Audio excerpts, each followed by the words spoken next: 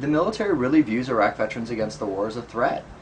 I mean, we are saying that GIs have an obligation to resist illegal orders, and while that is compliant with international law, the fact is that it's threatening to the U.S. military because the U.S. military gives illegal orders on a daily basis. And that was your experience? Yeah, I mean, I spent the last 9 months of my military career, the last 9 months of 9 years, unexcused absence, UA, or the equivalent to AWOL on active duty, because I couldn't do it anymore. I couldn't put on the uniform and pretend that I believed in these things anymore. And so I left, and I still was given an honorable discharge. I'm not exactly sure how that worked out, but basically I left because I couldn't do it anymore. And I knew that what I'd been told was a lie. I knew that I couldn't trust any order given to me without questioning. I stopped thinking like a soldier. And once you stop thinking like a soldier, I think it's your duty to get out, to make sure that you're not put in a situation where you are questioning every order you're given, no matter how insignificant it is, because you've been lied to all the way from the top. From the weapons of mass destruction, we were lied to. From the ties to Al-Qaeda, we were lied to. And we were sent to Iraq on false premise. And how can you ever follow a chain of command that's willing to send you to war based on lies? And you were deployed once, twice? I was deployed for Operation Iraqi Freedom once, from October 2004 to October 2005. Okay.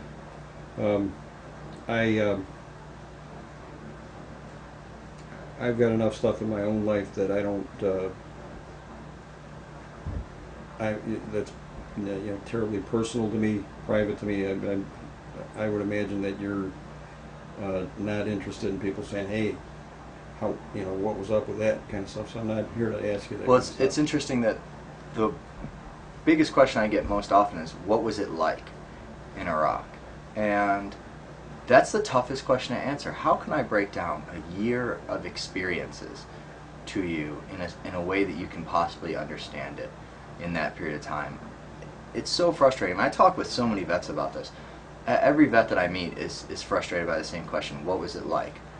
Well, it sucked. What do you want me to say about it? It's to try and squeeze that into the couple second conversation that people want to have with you when they ask, how was it? Yeah. If people really wanted to know how it was, then they would be there. They would be there doing humanitarian aid work. They would be at the VA hospitals helping out veterans coming back. They wouldn't just stop and randomly ask me as they go about their daily business like the war doesn't even affect them. If people really want to know what it's like in Iraq, start to look at Operation First Casualty, because that's a small taste, just a taste of what it's like to live in Iraq.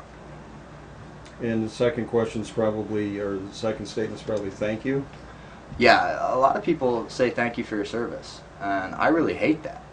I hate when people thank me for my service. I would rather just have them say welcome home, if anything. Personally, I'd rather have them say nothing. I don't, because you're not saying it to make me feel better. You're making it to make you feel better. That's why you're thanking me for my service, because you somewhere inside of yourself lack something. It's like the Vietnam vets who came home and supposedly were spit on by the left wing. No, it was the right wingers, and it's the right wingers today who abuse veterans. I've been called a coward, a traitor. I've been told I should be hung. I've had horse shit thrown at me, all by right wingers. Never by a left winger. Never by an anti-war person. Even by people, devout pacifists, who hate violence. And if they had their way, there would be no military. Still have welcomed me with more than open arms. And so it's really ridiculous when I hear these stereotypes, but that's what people are trying to make up for in themselves, is false stereotypes.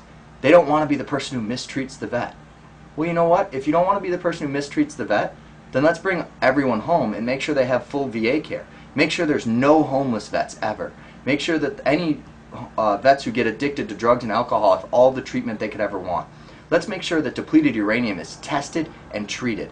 Let's make sure that traumatic brain injury is tested and treated. Let's make sure that PTSD doesn't have a waiting list to get treatment for PTSD. Let's make sure that all veterans are taken care of. Not just that Iraq and Afghanistan veterans are bumped to the top of the list, bumping out other era veterans. No, let's fully fund the VA to make sure that it is fully capable of doing everything that it was designed to do. And if you do that, guess what? There's no money for war. because it would probably cost $120 billion this year just to get the VA up to snuff and take care of our veterans to start with. And then probably very close to that for the next quite a few years until we really put our vets back on the same level they were before they became veterans. Because we're not asking for a leg up on anyone. We're just asking to be at what we were before we became veterans. Veterans are more likely to be homeless, more likely to be addicted to drugs and alcohol. We're less likely to have a college education than our average peer group who doesn't go into the military. And so we're just asking to, since we served our country, since we raised our right hand and we pledged to defend the Constitution from all enemies, foreign and domestic, because we're willing to put our lives on the line for the country, that this country respect that. And that respecting that isn't putting a yellow magnet on the back of your car. It's actually honoring the troops. It's calling your senator, calling your congressperson and saying, why are there homeless vets? Calling your senator, calling your congresswoman and saying, why are vets addicted to alcohol trying to get treatment and being refused treatment at the VA? It's calling your senator, calling your congressman and saying, why is it that there's a waiting list for PTSD at the VA in my area? It's knowing where the hell the VA is in your area. Because most people don't even know where the Veterans Hospital is. Most people don't know what veterans issues are. They don't know about depleted uranium, traumatic brain injury, PTSD. I can't tell you how many lectures I give and people ask me, what's PTSD? After all this time, we don't know what PTSD is. More than 100 Iraq veterans killed themselves last year. And we still don't know what PTSD is. The major media doesn't want to talk about it. The VA doesn't want to talk about it. The White House certainly doesn't want to talk about it. So we have to.